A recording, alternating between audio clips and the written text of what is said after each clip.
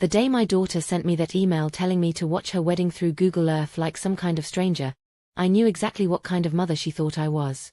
She was wrong. Hey everyone, before I tell you this story that's been eating at me for months now, I need you to do me a favor.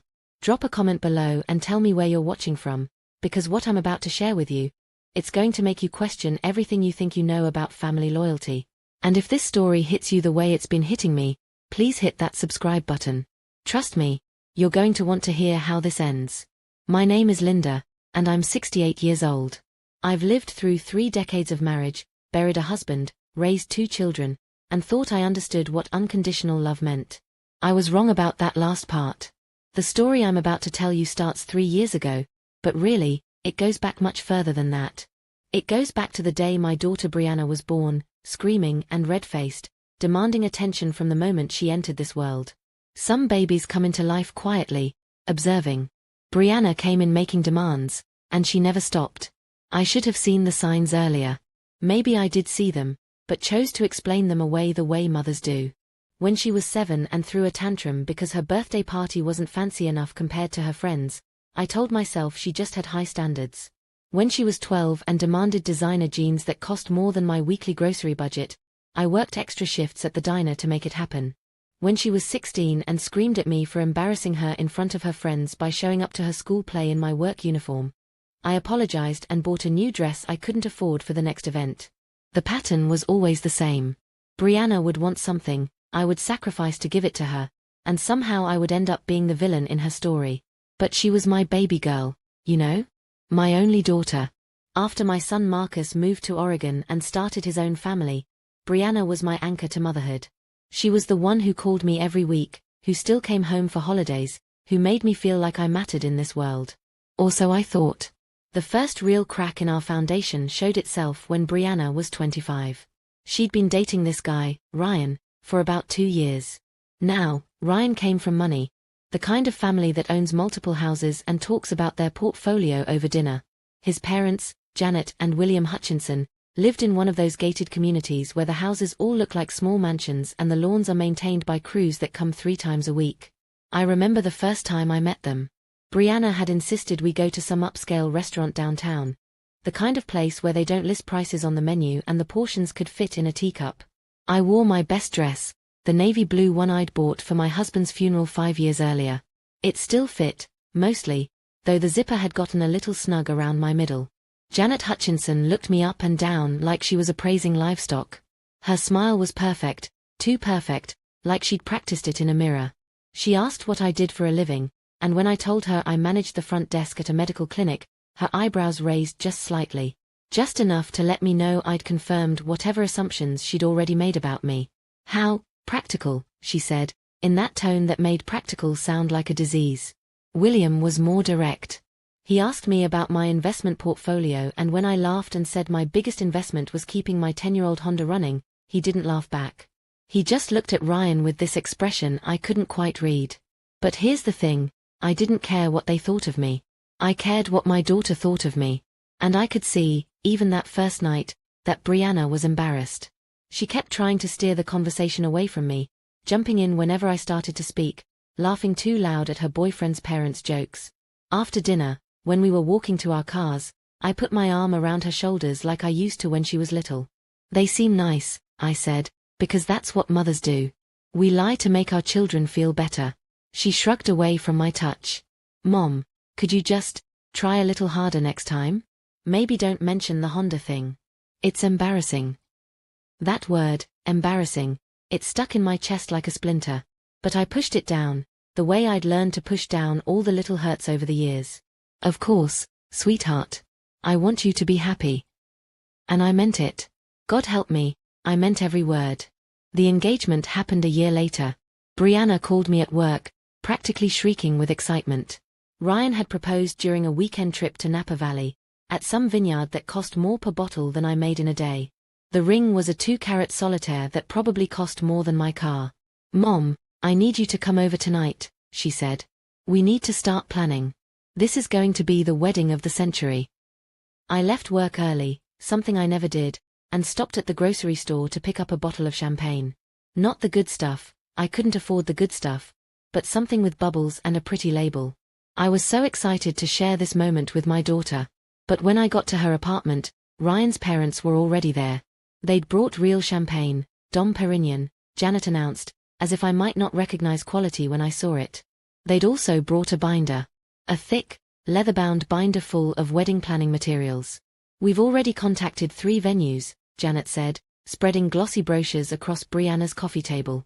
The country club, of course, but also the botanical gardens and this lovely estate in Sonoma. We'll need to move quickly. The good dates book up a year in advance. I sat there with my grocery store champagne still in the bag, watching my daughter's future mother-in-law plan the wedding I'd dreamed of helping plan since Brianna was a little girl playing dress-up in my bedroom. "What do you think, Mom?" Brianna asked, but she was looking at Janet when she said it, not me. I looked at the brochures. The cheapest venue was $15,000 just for the space rental. "They're all beautiful," I said carefully. "What's your budget looking like?" The silence that followed was thick enough to cut with a knife. Janet and William exchanged a look. Ryan suddenly became very interested in his phone. And Brianna. Brianna looked at me like I'd just asked her to explain quantum physics. "Budget?" Janet said finally, with that same practice smile. "Oh Linda, when it's your only daughter's wedding, you don't really think about budgets, do you?" But I did think about budgets. I thought about them every day. I thought about the mortgage payment that was due in 2 weeks, about the medical bills from my mammogram last month, about the fact that my car had been making a grinding sound that I'd been ignoring because I couldn't afford to fix it. "Of course not," I said, because what else could I say? Whatever makes Brianna happy. That became my mantra over the next 18 months. Whatever makes Brianna happy. When she decided she needed a dress that cost more than I made in 3 months, I took out a loan against my house. Whatever makes Brianna happy. When she decided the wedding needed to be in Paris, fucking Paris, because it would be so romantic and unique, I cashed in my retirement savings. Whatever makes Brianna happy. The thing is, I kept waiting for the moment when she would acknowledge what I was doing for her. When she would pull me aside and say, "Mom, I know this is costing you everything, and I'm grateful." Or even just, "Mom, thank you." That moment never came. Instead, what came were more demands, more expectations, more ways for me to prove my love through my bank account. The engagement party needed to be at the country club. The bridal shower needed custom invitations and a champagne fountain. The bachelorette party needed to be a weekend in Vegas with 12 of her closest friends. Each time, Janet would make subtle comments about keeping up appearances and doing things the right way. Each time, Brianna would look at me expectantly. And each time, I would find a way to make it happen, even if it meant eating ramen noodles for dinner and wearing sweaters with holes in them. But I told myself it would be worth it. This was my daughter's wedding day. This was supposed to be the most important day of her life, and I was making it possible. Surely that counted for something. Surely she would remember, someday, that her mother had sacrificed everything to give her the wedding of her dreams. I was about to learn just how wrong a mother could be. The Paris decision came on a Tuesday evening in March. I was heating up leftover soup for dinner. The same soup I'd been eating for 3 days because groceries had become a luxury, when my phone rang. "Mom." Brianna's voice was so excited it practically vibrated through the speaker. "You'll never guess what Ryan surprised me with today." I set down my spoon, grateful for the distraction from my meager dinner. "What's that, sweetheart?" "He booked us a venue in Paris. Can you believe it? The Château de Malmaison. It's where Napoleon and Josephine lived. We're going to have our wedding in an actual palace." The soup suddenly tasted like cardboard in my mouth. "Paris? But honey, we've already put deposits down on 3 different venues here." "Those were just backup plans," she said, waving off my concern like it was nothing. "Mom, this is Paris. This is a once-in-a-lifetime opportunity. Ryan's parents are so excited, they've already started looking at hotels for all the guests." I did some quick mental math. Flights to Paris, hotel accommodations, the venue itself, catering in one of the most expensive cities in the world. My hands started shaking. "How much is this going to cost?" I asked quietly. There was a pause. "Well, the venue is about €30,000, but that includes the gardens and the ballroom. And the catering is actually really reasonable, only about €200 per person." €200 per person. For 150 guests. My calculator app couldn't even handle numbers that big without making me feel sick. Brianna, I said carefully, you know I want to give you everything you've ever dreamed of, but Paris, that's a lot of money. Maybe we should sit down and look at the numbers together. Another pause, longer this time. When she spoke again, her voice had changed. Gone was the excitement, replaced by something colder. Mom, Ryan's parents already offered to help with whatever we can't cover. I just thought. I hoped you'd want to be part of this. But if you're going to make it about money. The guilt hit me like a physical blow. Here was my daughter, asking me to share in the most important day of her life, and I was worried about money. What kind of mother was I? Of course I want to be part of it, I said quickly. Let me just figure out the logistics, okay? We'll make it work. Really? Oh Mom, thank you. I knew you'd come through for me. You always do. That phrase, you always do, should have made me happy. Instead, it made something twist uncomfortably in my stomach. Like I was a vending machine that always dispensed what she needed, not a person with feelings and limitations. But I pushed that thought away. This was my daughter. This was her wedding. I would find a way. The next morning, I called in sick to work for the first time in 3 years and spent the day at the bank. My loan officer, a kind woman named Patricia who'd helped me refinance my house twice over the years, looked at the numbers I'd written down and winced. Linda, she said gently, this would be your entire home equity. All of it. If something goes wrong. Nothing's going to go wrong, I said, though my voice sounded hollow even to me. It's my daughter's wedding. It's a one-time expense. Patricia printed out the paperwork, but she kept glancing at me with concern. You know, most parents contribute to their children's weddings, but they don't usually mortgage their entire future for them. I signed the papers anyway. Over the next few months, the expenses kept growing. Brianna needed a dress that could only be purchased in Paris, a custom creation by some designer whose name I couldn't pronounce but whose price tag I understood perfectly. She needed special accommodations for her and the bridal party at a 5-star hotel. She needed a pre-wedding dinner cruise on the Seine for all the guests. Each request came with the same breathless excitement, the same assumption that I would make it happen. And each time, I did. I stopped going out to eat entirely. I cancelled my cable subscription, my Netflix account, my gym membership. I started buying generic brands at the grocery store and clipping coupons like my mother used to do during the Depression. My friends stopped inviting me to dinner because I always had an excuse for why I couldn't afford it. But the worst part wasn't the money. The worst part was the way Brianna started treating me during the planning process. At first, it was subtle. She would ask for my opinion on flowers or music, then immediately defer to Janet's suggestions instead. When I suggested we could save money by having a simpler menu, she would sigh dramatically and say things like, "Mom, this isn't a backyard barbecue. This is Paris." Then it became less subtle. She started having planning meetings at Janet's house instead of including me. When I asked about the invitations, she told me Janet had already handled them. When I asked about the photography, she said Ryan's family had a connection with someone much better than the photographer I'd suggested. I started to feel like an ATM with legs, useful for providing money, but not actually needed for any real decision-making. The breaking point came during the final dress fitting.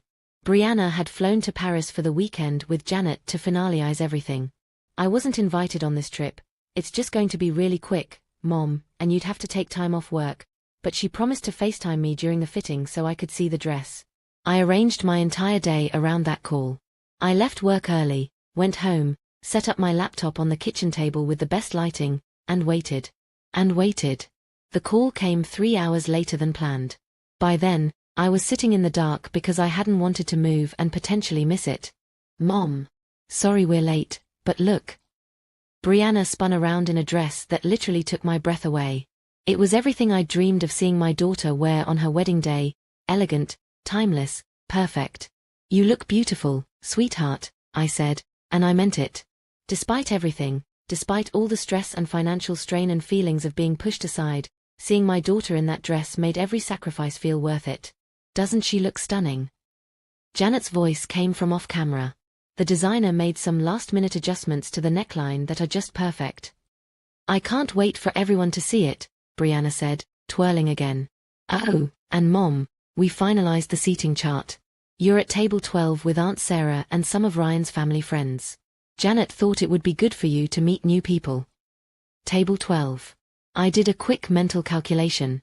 In a room of 15 tables, with the wedding party at table 1 and immediate family at tables 2 and 3, table 12 was far.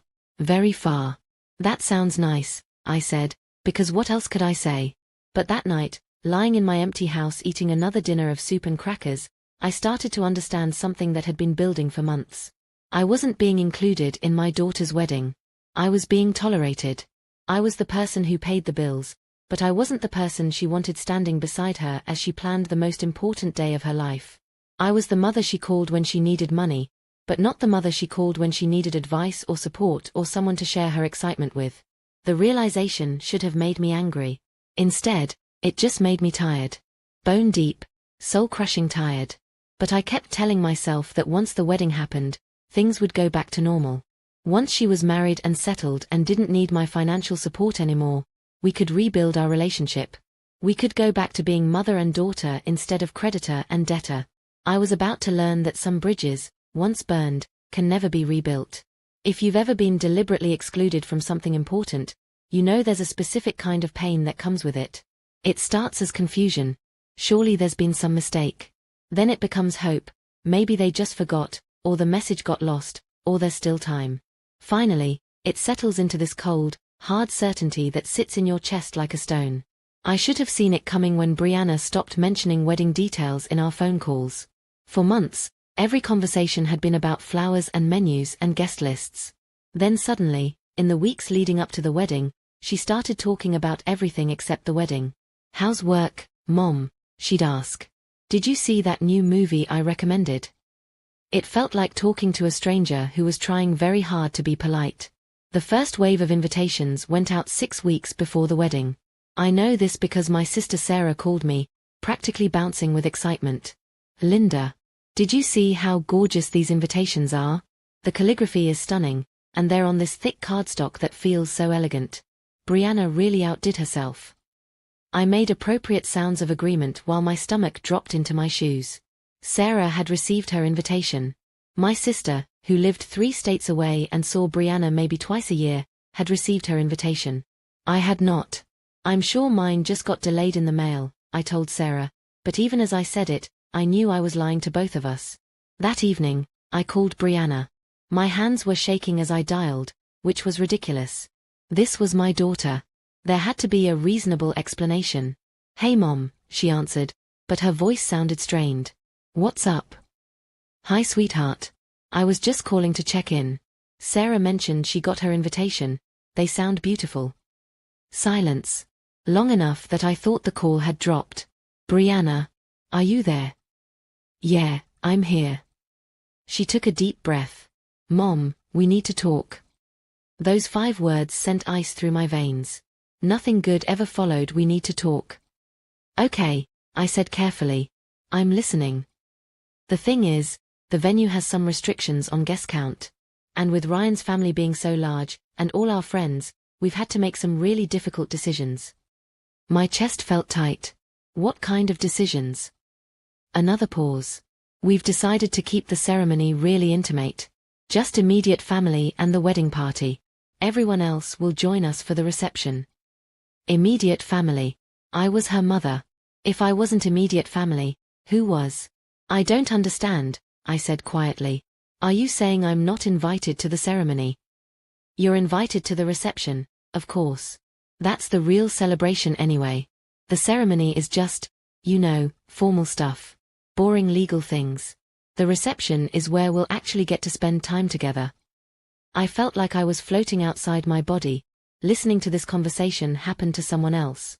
"Brianna, I'm your mother. I've been dreaming of watching you walk down the aisle since the day you were born." "I know, and I'm sorry, but this is just how it has to be. Ryan's parents were very clear about the guest restrictions, and we have to respect their wishes." Ryan's parents. Not Brianna's wishes. Not what the bride wanted on her wedding day. Ryan's parents' wishes. "What about the money?" I asked, and I hated how small my voice sounded. "I've paid for almost everything. Doesn't that count for something?"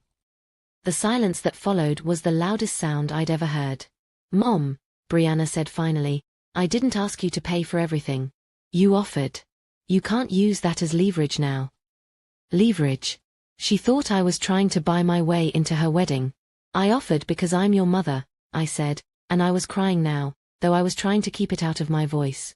I offered because I love you and I wanted to give you the wedding of your dreams. And I'm grateful, I really am. But Mom, you have to understand, this is about more than just money. This is about fitting in. Ryan's family, their friends, they're different from us. They have expectations. There it was. The truth I'd been avoiding for months. I didn't fit in. I was an embarrassment. A liability. The mother who worked at a medical clinic instead of running a charity foundation. The mother who drove a 10-year-old Honda instead of a BMW. The mother who shopped at Target instead of Nordstrom. So what am I supposed to do? I asked. Just stay home while my daughter gets married. Actually, Brianna said, and something in her tone made me grip the phone tighter. We've arranged for the ceremony to be live-streamed. You can watch it online, and then you'll be at the reception to celebrate with us afterward. It's actually perfect. You'll get to see everything without having to worry about the travel and the stress of being there for the ceremony. Live-streamed. Like a football game. Like a concert I couldn't afford tickets to. You want me to watch your wedding on a computer? It's not that different from being there, really. And this way, you can record it and watch it again later. You can pause it if you need to step away. It's actually more convenient. Convenient. My daughter's wedding ceremony was going to be convenient for me to watch from my living room, 2,000 miles away. I need to go, I said abruptly. Mom, wait. I hung up. I sat in my kitchen for 3 hours that night, staring at my laptop screen without really seeing it. I kept replaying the conversation, looking for the moment where I could have said something different, something that would have changed the outcome. But deep down, I knew this had been decided long before our phone call. This had been decided the moment Brianna started planning her wedding with Janet instead of me. This had been decided when she started apologizing for my existence instead of celebrating it. The next morning, I did something I hadn't done in 20 years. I called in sick to work and spent the entire day in bed. Not because I was physically ill, though my chest felt like someone had reached in and carved out all the soft parts.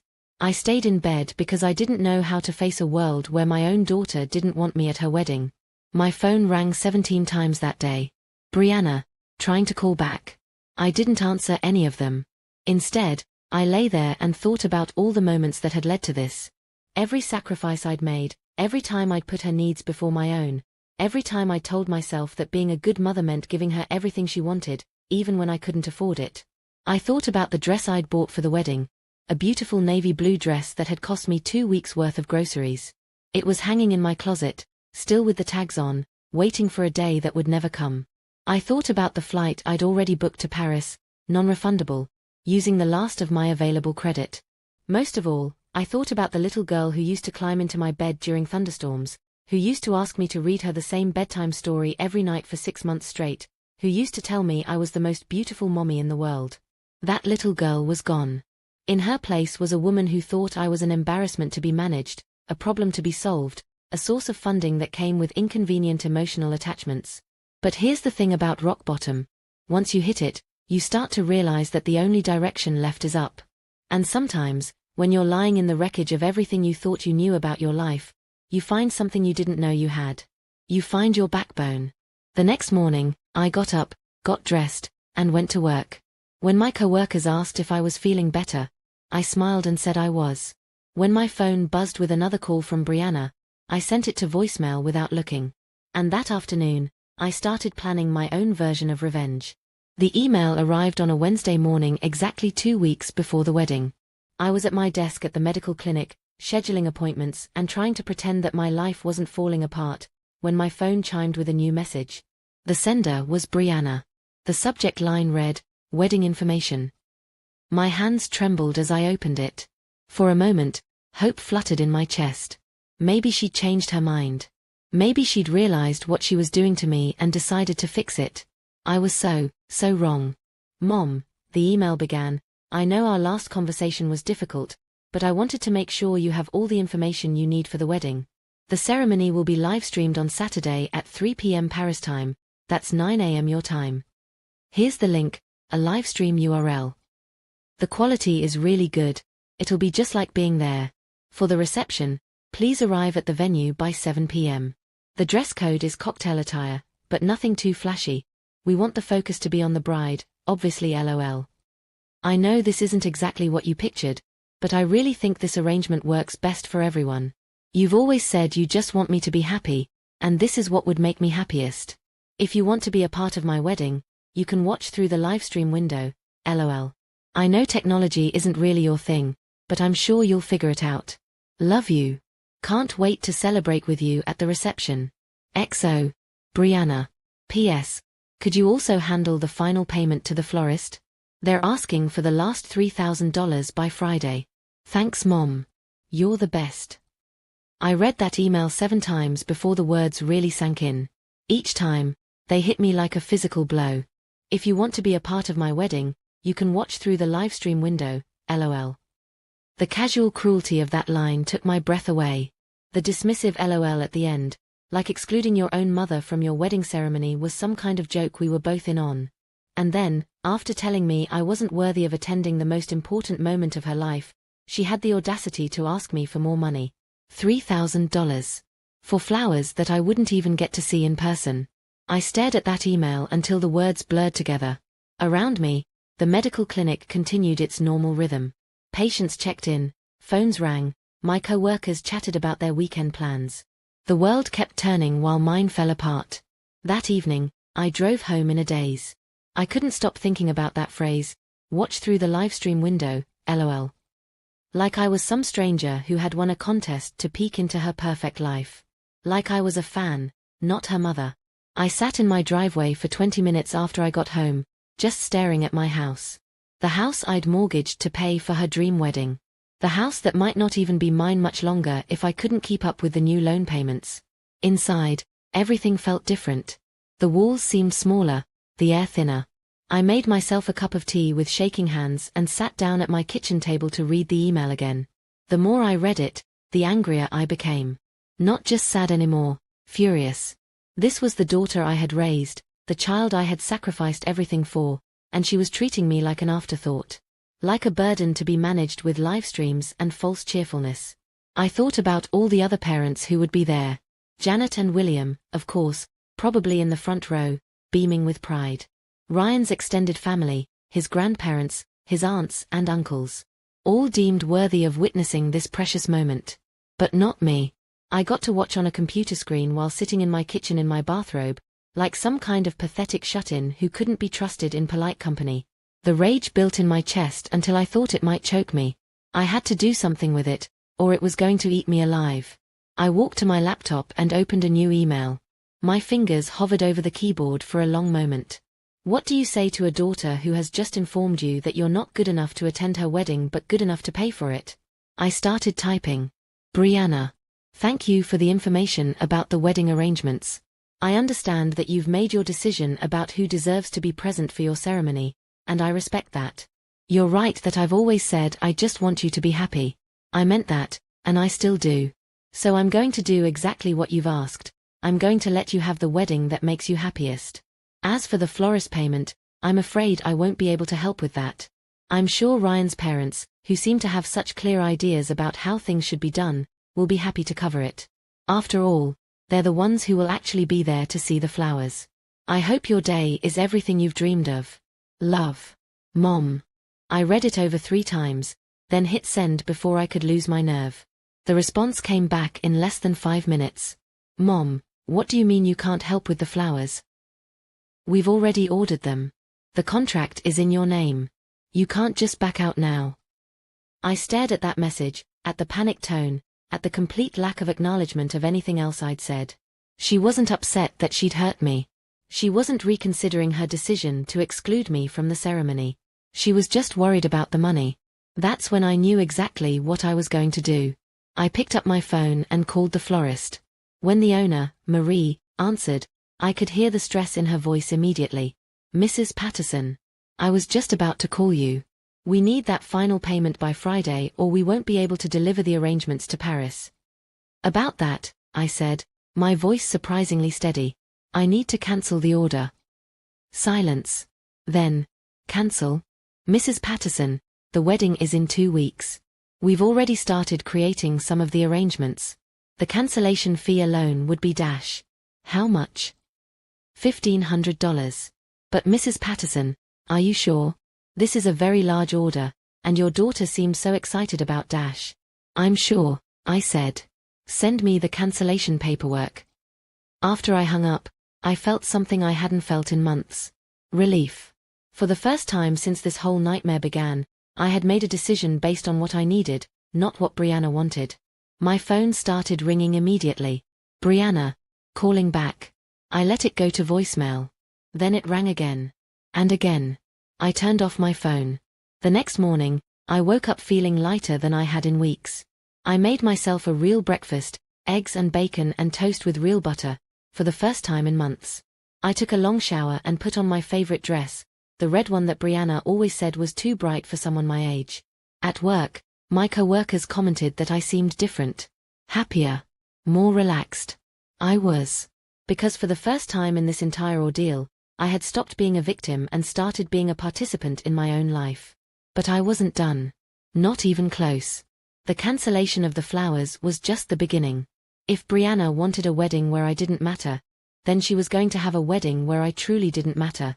Not my money, not my sacrifices, not my years of putting her needs first. She was about to learn what it felt like when Mom stops saying yes to everything. And honestly, I couldn't wait for her to find out. The phone calls started at 6 in the morning the day after I cancelled the flowers. My phone, which I'd finally turned back on, buzzed with call after call from Brianna. I counted 23 missed calls by the time I got to work. The voicemails were a symphony of panic and rage. Mom, you can't do this. The wedding is in 12 days. Call me back right now. I don't understand what's happening. Why are you being so selfish? This is my wedding day. Fine. Be childish. But you're going to regret this when you realize what you're throwing away. That last one made me laugh out loud. What I was throwing away. The privilege of paying for a wedding I wasn't allowed to attend.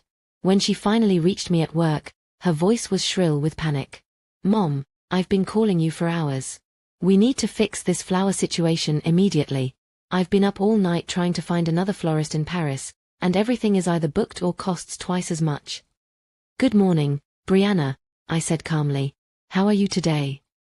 The question seemed to catch her off guard. How am I? Mom, I'm freaking out. You cancelled my wedding flowers without even discussing it with me. Actually, I cancelled flowers that I was paying for, I corrected. Since you've made it clear that my presence isn't needed at your ceremony, I figured my money probably wasn't needed either. Mom, that's not the same thing at all. We talked about this, the venue has restrictions. And I have restrictions too, I said. I'm restricted from spending money I don't have on events I'm not welcome at. I could hear her breathing heavily on the other end of the line. When she spoke again, her voice had shifted to that manipulative tone she'd perfected as a teenager. Mom, please. I know you're hurt, but this isn't the way to handle it. This is my wedding day. The most important day of my life. Don't you want it to be perfect? I want you to be happy, I said, echoing her own words back to her. And you said the arrangement we have makes you happiest. So I'm just making sure you get exactly what you asked for. What do you mean? I mean that if I'm not important enough to witness your marriage, then I'm not important enough to bankroll it either. The silence stretched between us. I could practically hear the wheels turning in her head, trying to figure out how to get back to a place where I would pay for everything and ask for nothing in return. Are you saying you're not coming to the reception either? I hadn't been, actually. I'd still planned to show up for the reception, to smile and pretend everything was fine, to play the role of the grateful mother who was just happy to be included at all. But something about the hope in her voice, not hope that I would be there because she wanted to celebrate with me, but hope that I would be there to maintain the appearance that everything was normal, made my decision for me. I think that would be best, I said. After all, you have Ryan's parents there. You have all the people who actually matter to you. You don't need me there making things awkward. Mom, you're being ridiculous. Of course I need you there. You're my mother. Am I? I asked quietly, because for the past 6 months, I felt more like your personal bank than your mother. The line went dead. She'd hung up on me. I set my phone down and got back to work, but my hands were shaking. What I'd just done felt monumental and terrifying and absolutely necessary all at the same time. By lunch, my phone was buzzing with text messages. Not just from Brianna, but from other people too. Sarah, Linda, Brianna called me crying. What's going on? My brother Tom. Heard there's some drama about the wedding? Want to talk? Even my ex-husband Dave, who I hadn't spoken to in 3 years. Bree says you're trying to ruin her wedding. That doesn't sound like you. But the message that hit me hardest came from Marcus, my son, who lived in Oregon with his wife and 2 kids. Mom, Brianna called me upset about the wedding situation. I don't know all the details, but I know you. You wouldn't hurt her without a good reason. Are you okay? Do you need to talk? I sat in my car during my lunch break and called him. When he answered, I could hear my granddaughter chattering in the background, and the sound of normal family life made my chest ache. Mom? What's really going on? So I told him. Everything. The mounting expenses, the way I'd been pushed out of the planning process, the way Brianna had started treating me like an embarrassment, and finally, the email telling me to watch the ceremony on a livestream. Marcus listened without interrupting. When I finished, he was quiet for a long moment. Jesus, Mom, he said finally. I had no idea it was this bad. I don't know when I became the villain in her story, I said, and I started crying in earnest then. I gave her everything I had. I mortgaged my house, I emptied my savings, I worked extra shifts to pay for this wedding, and somehow I'm still not good enough to actually be there. Mom, listen to me, Marcus said, and his voice was firm. You're not the villain. You're a mother who got taken advantage of by her own daughter. And what you're doing now? Standing up for yourself? It's about damn time. That phrase, about damn time, echoed in my head for the rest of the day. Because he was right. It was about damn time I stopped being a doormat and started being a person with boundaries and self-respect. That evening, more cancellation calls. The photographer I'd hired as a backup to the one Janet had chosen, cancelled. The transportation I'd arranged from the hotel to the venue, cancelled. The champagne upgrade for the reception that Brianna had mentioned she wanted, cancelled. Each cancellation felt like taking back a piece of myself that I'd given away without being asked. But the big one, the one that would really send a message, was still to come. The next morning, I called the venue directly. The Château de Malmaison, where my daughter was going to have her fairytale wedding. Bonjour, this is Henri, the wedding coordinator answered in accented English. How may I help you? This is Linda Patterson, I said. I need to discuss the payment for the Patterson-Hutchinson wedding next weekend. Ah yes, Mrs. Patterson. We are so excited for this celebration. Your daughter, she has such wonderful taste. The final payment, it was supposed to be received this week, yes. About that, I said, my heart pounding. I need to make some changes to who's responsible for that payment. The final venue payment was $47,000. $47,000 that was supposed to come from the home equity loan that had turned my house into collateral for my daughter's dreams. I'm sorry, I told Henri, but I won't be covering that cost after all. You'll need to contact the Hutchinson family directly. I believe they're very eager to ensure everything goes perfectly. The silence on the other end was telling. Mrs. Patterson, I am confused. The contract, it is in your name.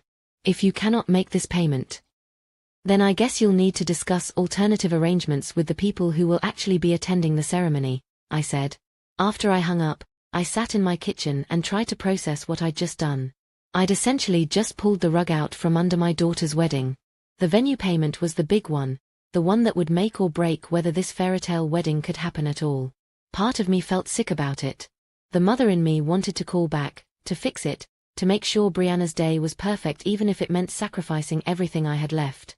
But the woman in me, the person who had been overlooked and dismissed and treated like a walking ATM for months, felt something else entirely. I felt powerful. For the first time in this whole nightmare, I wasn't reacting to Brianna's demands. I wasn't scrambling to make her dreams come true. I wasn't putting her needs above my own survival. I was making choices based on how I deserved to be treated. And if my daughter thought she could plan a wedding without me, she was about to find out what planning a wedding without my money looked like too. My phone started ringing within the hour. This time, it wasn't just Brianna calling. It was Janet. Janet Hutchinson's voice on the phone was ice-cold fury wrapped in a thin veneer of politeness. I'd never heard someone sound so angry while maintaining perfect diction. "Linda," she said, and my name sounded like a curse word in her mouth. "I think we need to have a conversation." "Hello, Janet," I said calmly. "How are you today?" "How am I?" The politeness cracked slightly. "I'm dealing with a wedding venue that's threatening to cancel my son's wedding because the person who signed the contract has apparently decided to throw a tantrum like a child." A tantrum. Like a child. The condescension in her voice made something hot and sharp rise in my chest. "I wouldn't call it a tantrum," I said carefully. "I'd call it a natural consequence." "A consequence of what?" "Of your family deciding that I'm not good enough to attend my own daughter's wedding ceremony." The silence that followed was arctic. When Janet spoke again, all pretense of politeness was gone. "Linda, let me explain something to you. This wedding is not about you. It's not about your feelings or your need for attention. It's about Brianna and Ryan starting their life together in a way that reflects their values and their social circle." Their social circle. Not our family. Not the people who loved them. Their social circle. And where exactly do I fit into their social circle? I asked. Another pause. "Look, you seem like a nice woman, but you have to understand that these events, they have a certain standard. People expect a certain level of sophistication. Brianna is marrying into a family with connections, with expectations. She needs to make the right impression." There it was. The truth that everyone had been dancing around for months. I wasn't sophisticated enough. I wasn't connected enough. I wasn't good enough. So the plan was for me to pay for everything but stay hidden away so I wouldn't embarrass anyone. "The plan," Janet said sharply, "was for you to act like a mature adult and understand that sometimes we make sacrifices for our children's future. Instead, you're behaving like a jealous teenager and trying to sabotage your own daughter's happiness." "I'm not sabotaging anything," I said, and I was surprised by how steady my voice sounded. "I'm just no longer paying for a wedding I'm not invited to. If you and your family feel so strongly about how this wedding should be run, then you should have no problem covering the costs yourselves. Do you have any idea how much money we're talking about?" I laughed, and it came out bitter. "Actually, yes. I know exactly how much we're talking about. I know because I've been paying it. All of it. For months." "Well, you can't just stop now. The wedding is in 8 days. Watch me." I hung up on her. My phone immediately started ringing again, but this time I didn't answer. Instead, I made myself a cup of coffee and sat down at my kitchen table with my laptop. It was time to see exactly what damage my decision had caused. The first email was from the venue, CCing both me and the Hutchinson family. Henri was very politely explaining that without the final payment, they would have to cancel the reservation. The Château de Malmaison had other events waiting, and they couldn't hold the space without confirmed payment. The second email was from the caterer, also copied to multiple recipients. Similar message: no final payment meant no wedding dinner for 150 people. The third was from the band. And the fourth was from the transportation company. And on and on. It turned out that when you're the person whose name is on all the contracts but you're not included in the planning meetings, a lot of people don't get the memo about alternative payment arrangements. My phone buzzed with a text from Brianna. "Mom, please call me. We can fix this." Then another: "I'll add you to the ceremony guest list. We'll figure it out." And another: "Please don't do this to me." But the one that made me pause was the fourth: "I'm sorry. I know I messed up. Please don't let my wedding be ruined because of my mistake." I stared at that text for a long time. An apology. Finally. An acknowledgement that she had, in fact, messed up. But then I thought about everything that had led to this moment. The months of being treated like an ATM. The planning meetings I wasn't invited to. The seating chart that put me at the kids' table, essentially. The email telling me to watch her wedding on a live stream LOL. This wasn't just one mistake. This was months of mistakes, months of treating me like I didn't matter, months of taking my money while dismissing my feelings. An apology sent by text message when her wedding was about to fall apart wasn't enough to fix that. I turned off my phone and went to bed. The next morning, I woke up to find that my sister Sarah had driven down from Denver and was sitting in my kitchen drinking coffee. "Your spare key is still under the same fake rock," she said when I walked in. We need to talk. Sarah was 3 years older than me and had always taken her big sister responsibilities very seriously.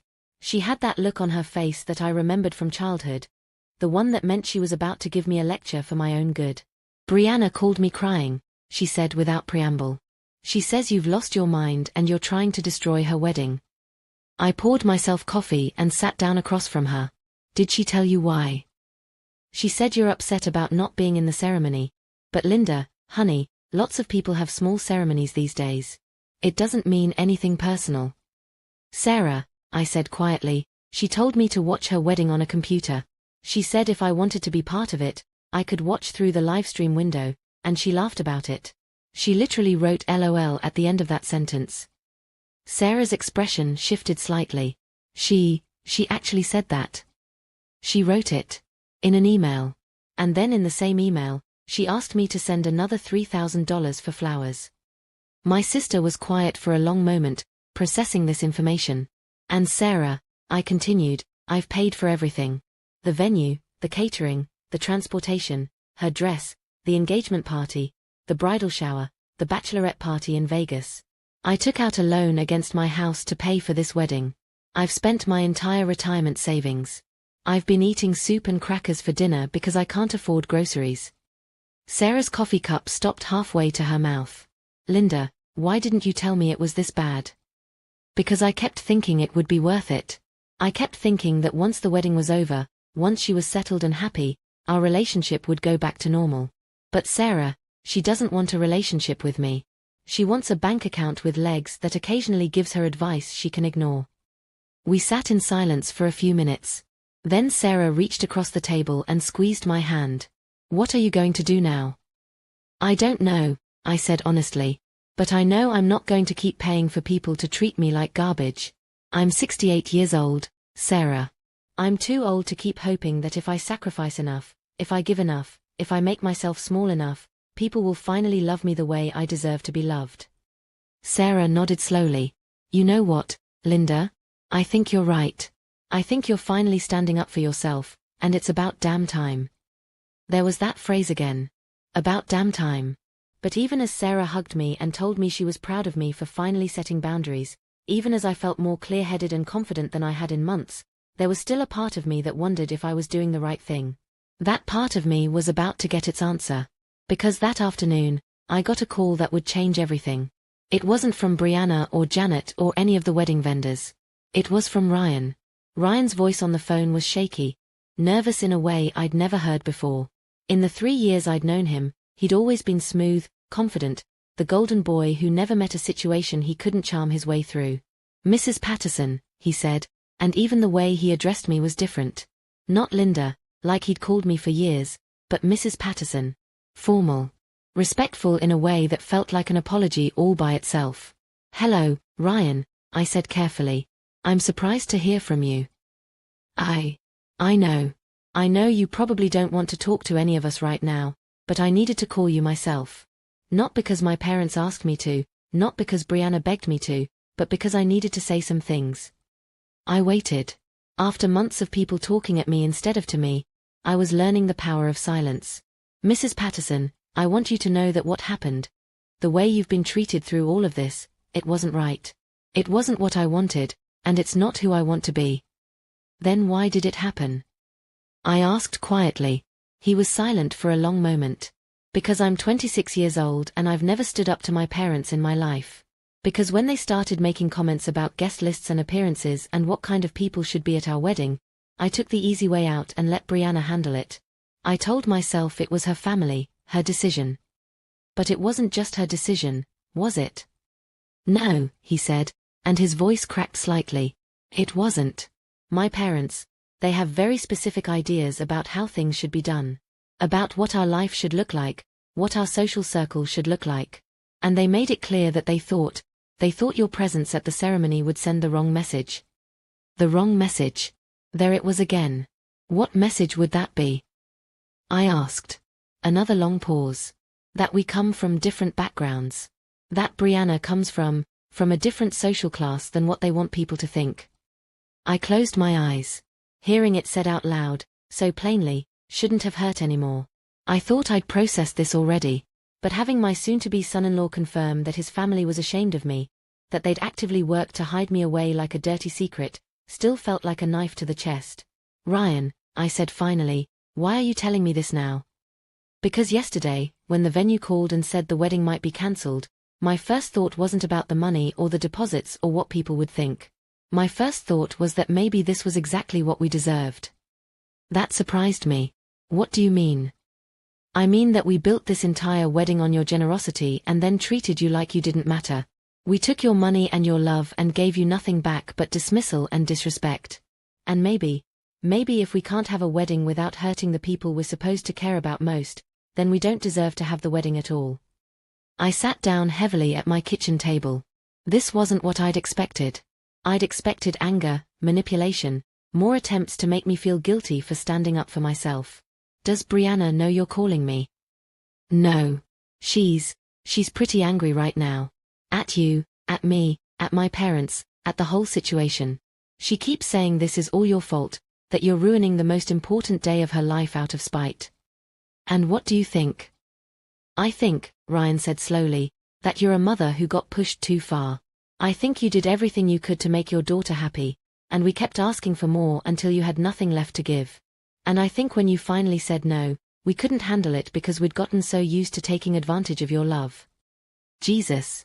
This boy, because that's what he was, really, just a 26-year-old boy trying to figure out how to be a man, understood the situation better than my own daughter did. I also think, he continued, that I've been a coward. I let my parents dictate how we treated you because it was easier than fighting them. I let Brianna push you away because I didn't want to deal with the conflict. And now the woman who's been more of a mother to me than my own mother has been is getting punished for finally standing up for herself. That hit me right in the chest. Ryan had lost his biological mother when he was 15, cancer, and his stepmother, while perfectly polite, had always maintained a careful distance. I tried to fill some of that gap, especially in recent years. I'd worried about him, celebrated his achievements, treated him like the son-in-law I hoped he would become. And apparently, he'd noticed. Ryan, I said gently, what happens now? I don't know, he admitted. My parents are furious. They're scrambling to try to cover all the payments you've backed out of, but it's a lot of money, Mrs. Patterson. More than they expected to have to handle. Good, I thought with a savage satisfaction I didn't know I was capable of feeling. And Brianna? I asked.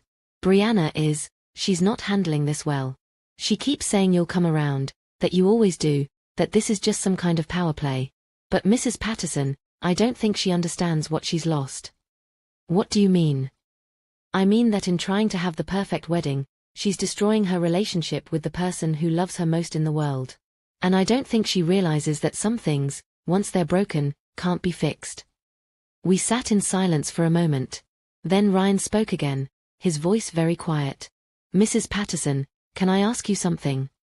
Of course. If we could figure out a way to fix this, would you want us to? Or is it too late?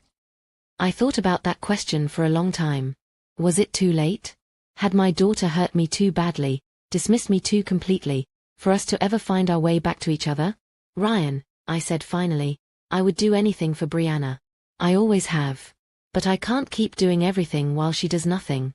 If she wants to fix this, it can't just be about getting her wedding back on track. It has to be about her understanding how badly she's hurt me and being willing to make real changes to our relationship. I understand, he said. And Mrs. Patterson? For what it's worth, I'm sorry.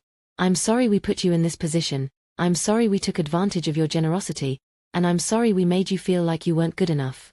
You are good enough. You're better than all of us. After we hung up, I sat in my kitchen for a long time, thinking about what he'd said. Ryan got it. He understood what had happened and why I'd finally reached my breaking point. The question was whether Brianna could get there too. The answer came the next morning, in the form of another email from my daughter. But this one was different. This one wasn't asking for money or making demands or trying to manipulate me into giving her what she wanted. This one started with 2 words I'd been waiting months to hear. I'm sorry. The email was long, longer than any message Brianna had ever sent me. I could tell she'd written it late at night, probably after several attempts, because it had that raw, stream of consciousness quality that comes when someone finally stops editing themselves and just tells the truth. Mom. I'm sorry. I know I should have called you to say this, but I was afraid you wouldn't answer, and I was afraid I wouldn't be able to say it right if I tried to do it out loud. I've been sitting in my apartment for the past 2 days, watching my entire wedding fall apart, and all I could think about was how this is all your fault. How you're being selfish and dramatic and ruining the most important day of my life just to make a point. But then Ryan and I got into a huge fight last night. He told me that he called you, and he told me what he said to you, and then he said something to me that I can't stop thinking about. He said, Brianna, your mother has spent the last year and a half sacrificing everything to give you the wedding of your dreams, and you've spent that same time treating her like she's something to be ashamed of. How is it her fault that she finally got tired of being treated like garbage? And Mom, I wanted to argue with him. I wanted to tell him that he was wrong, that I wasn't treating you like garbage, that this whole situation was just about venue restrictions and family dynamics and things that were out of my control. But I couldn't argue with him. Because deep down, I knew he was right. I knew he was right when I stopped inviting you to planning meetings because it was easier to make decisions with Janet. I knew he was right when I put you at table 12 at the reception because I was worried what Ryan's family would think if you were sitting with immediate family. I knew he was right when I sent you that email about watching the ceremony on Livestream, and I tried to make it sound like a joke because I was too much of a coward to admit what I was really doing. I was pushing you away because I was embarrassed. Not of you, exactly, but of what you represent. You represent the life I came from, the life I've been trying to leave behind since I started dating Ryan. You represent the apartment with the leaky faucet that you couldn't afford to fix, and the second-hand clothes, and the way you had to work extra shifts just to buy me the things I wanted. And I hate myself for feeling that way, Mom. I hate that I became the kind of person who would be embarrassed by the woman who raised me, who loved me, who sacrificed everything for me. Janet and William, they made comments. Little things, like how they hoped the wedding wouldn't be too casual, or how important it was that everything maintain a certain standard. And instead of telling them that my mother was exactly the standard I wanted to maintain, I started trying to figure out how to hide the parts of my life that didn't fit into their idea of what was appropriate. I let them convince me that love wasn't enough if it came in the wrong package. That your sacrifices didn't matter if they weren't made by someone who could afford to make them easily. That your presence at my wedding would somehow diminish the event instead of making it meaningful. I was wrong, Mom. I was so wrong. You know what I realized yesterday when I was calling vendors and trying to figure out how to salvage this wedding? I realized that I don't actually know how to plan a wedding. I've been so busy trying to impress people that I forgot to think about what actually mattered to me. Do I care about having dinner at some fancy chateau? Not really. Do I care about having the perfect flowers? Not as much as I thought I did. Do I care about impressing Ryan's parents' friends with how sophisticated and worldly I am? I thought I did, but it turns out what I care about most is marrying the man I love surrounded by the people who love me. And the person who loves me most in the world is the same person I told to watch my wedding on a computer screen. Mom, I know I've hurt you. I know I've hurt you badly, and I know that saying sorry doesn't fix everything. But I need you to know that I understand now what I was doing to you, and I'm horrified by it. You are not an embarrassment. You are not someone to be hidden away or managed or tolerated. You are my mother, and you are the strongest, most generous, most loving person I know. You worked extra shifts to buy me prom dresses and graduation gifts and Christmas presents I didn't even appreciate. You put yourself through nursing school while raising 2 kids because you wanted to give us a better life. You mourned Dad with grace and dignity and never let your grief stop you from being there for Marcus and me. And when I told you I wanted a fairytale wedding in Paris, you didn't tell me I was being ridiculous or unrealistic. You didn't tell me we couldn't afford it. You just quietly mortgaged your house and cashed in your retirement and made it happen because you wanted me to be happy. I repaid that love by treating you like you weren't good enough to witness the result of your own sacrifice. Mom, I don't know if I can fix this. I don't know if you can forgive me, or if you even want to try. But I need you to know that I would rather get married in a courthouse with just you there than have the fanciest wedding in the world without you. I would rather have no wedding at all than lose my mother over this. If you're willing to talk to me, I'm willing to listen. If you're willing to forgive me, I'm willing to spend the rest of my life making this up to you. And if you're not ready for either of those things, I understand that too. But please don't give up on me completely. Please don't let this be the end of us. I love you, Mom. I love you more than any wedding, more than any man, more than anything. I just forgot that for a while, and I'm so sorry. Your daughter, Brianna. P.S. I broke up with Janet's florist and hired the one you originally suggested. The one who did Mrs. Chen's daughter's wedding that you said was so beautiful. I thought you should know. I read that email 3 times before I could process it fully. Each time, I cried harder. This was my daughter. Not the entitled, manipulative woman who had been planning a wedding for the past 18 months, but the little girl I had raised. The one who used to write me thank you notes for packing her lunch. The one who used to tell me she wanted to be just like me when she grew up. She was still in there. Under all the stress and social pressure and misguided attempts to reinvent herself, she was still in there. But understanding what had happened wasn't the same as knowing how to fix it. We had both said and done things that couldn't be unsaid or undone. I had cancelled her wedding vendors out of hurt and anger. She had excluded me from the most important day of her life because she was ashamed of where she came from. Could we really come back from that? My phone rang while I was still staring at the email. It was Brianna. This time, I answered. Mom. Her voice was small, uncertain. Did you read what I wrote? I read it, I said quietly, and I took a deep breath. And I think we need to have a very long conversation. Okay, she said quickly. Yes. When? I can come over right now, or you can come here, or we can meet somewhere neutral if that's better, or dash. Brianna, I interrupted gently. Take a breath. She did, audibly. Mom, can we fix this? I looked around my kitchen, at the house I'd mortgaged for her dreams, at the empty refrigerator and the stack of bills I could no longer afford to pay. I thought about the months of feeling invisible and unimportant. I thought about the email telling me to watch her wedding on Livestream, LOL. But I also thought about the little girl who used to crawl into my bed during thunderstorms. I thought about the teenager who called me crying when her first boyfriend broke her heart. I thought about the young woman who, despite all her recent mistakes, had just written the most honest, heartfelt apology I'd ever received. I don't know, I said finally, but I think we have to try. Brianna came over that same evening, and she looked terrible.